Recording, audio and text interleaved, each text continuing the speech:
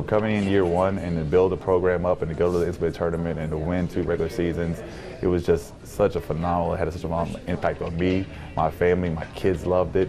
And so I was so excited to have the opportunity to come back because the people are special, the city's special, we loved our time here. I think it's just the right time, the right place with the right people.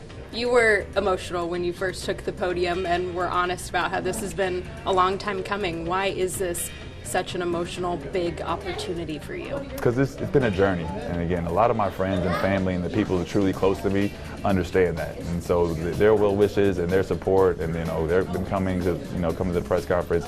Just they know where I've come from, the amount of hours and work that not only I put in, but my wife, the hours of my kids giving up for their dad and sharing their dad with the players that are on my team and inviting those players into our home. It was just a surreal moment for me to be up there and to see that people showed up. I was scared that no one was going to be here. NIL and the transfer portal is something that every coach is trying to figure out how to navigate right now. It's not just unique to Cleveland State. And so how do you go about trying to build that roster utilizing the transfer portal and the ever-changing landscape of NIL? No, we're going to be out. I'm going to be out in the community. I'm going to be out in the community, asking for the support for them. I'm going to be able to find different ways to fundraise and, again, to compensate the players for what they need to be compensated for. I was a player myself. I had to take out a loan. I was a full scholarship player who took out a loan just to get detergent and gas money. So again, I understand the landscape that we're in. What was the conversation with Coach Gates when you told him that you were coming back here? And what are some of the valuable lessons you learned from him, not just at Cleveland State, but Missouri as well?